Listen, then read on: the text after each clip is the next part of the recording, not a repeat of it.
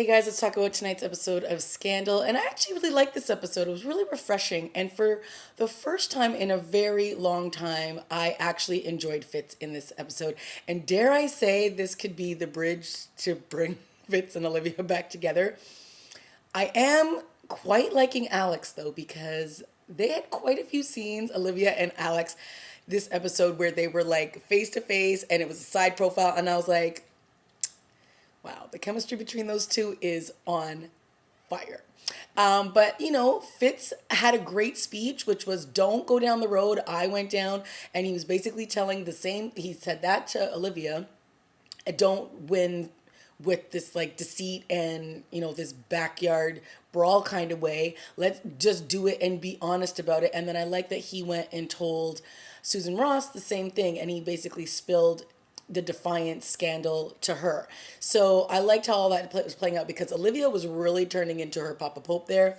And, she was really getting a little dark there, the lengths she was willing to go to save Mellie and get her on top.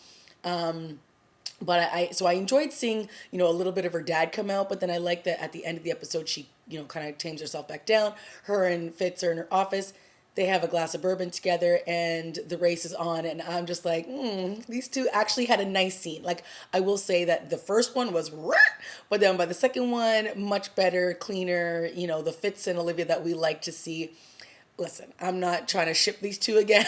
I'm just saying that it was finally nice to see them be normal. But Alex, that ship might be sailing off with me.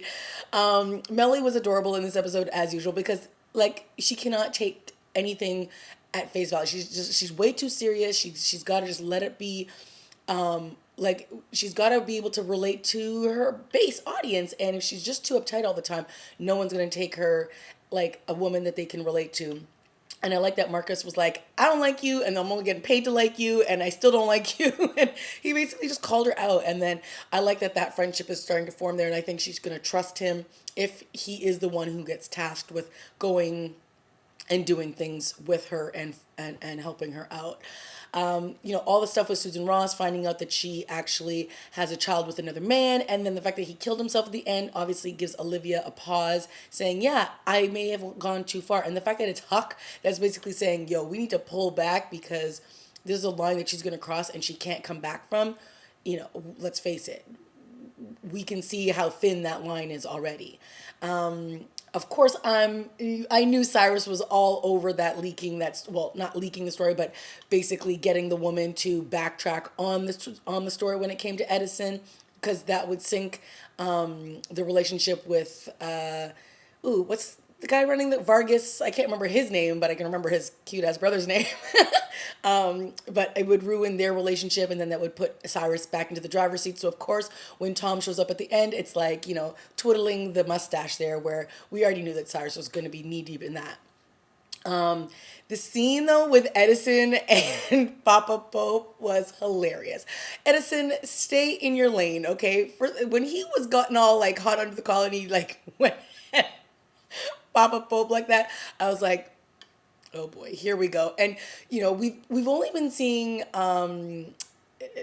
Olivia's dad on very small scales, which is good because he can really eat the show. He can eat the scenery, and it's nice that they've only given him in very small doses.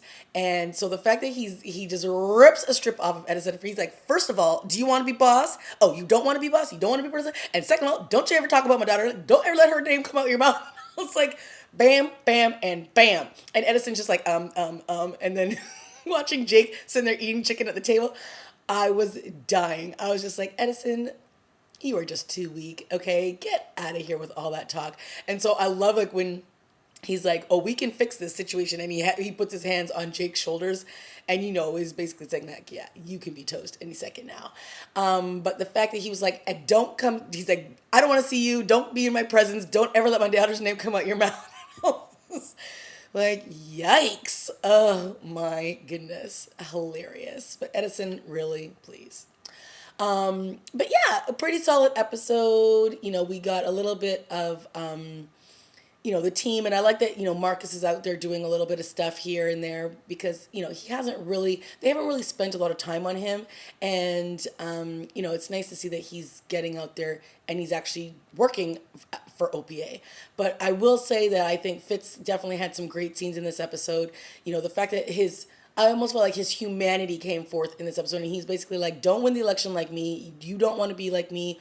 Win it with honor and integrity, because his has just been tainted the whole time. And that fight scene between him and Olivia where she was like, nobody want to do it like that. And I was just like, oh my God, this girl. Woo. Yeah. Pretty solid episode though. I liked it. I liked the debate at the beginning. But I really liked how we got to at least see some the relationships evolve throughout this episode. And, the stuff with Susan Ross and, what's the name? David Rosen. I mean, I think that I like Susan, so it's fine. But that relationship right now, I'm just like, whatever. Like, it's just not that important to me. Although I do like that better than Lizzie Bear. Ugh, yuck. But yeah, pretty solid episode. I thought it was a good, push forwards with the campaign and move the storylines forward. So that was good. Okay, guys, that's it for me. Let me know what you thought of this week's episode. Leave a comment, like, and subscribe, and I'll see you next week. Bye, guys.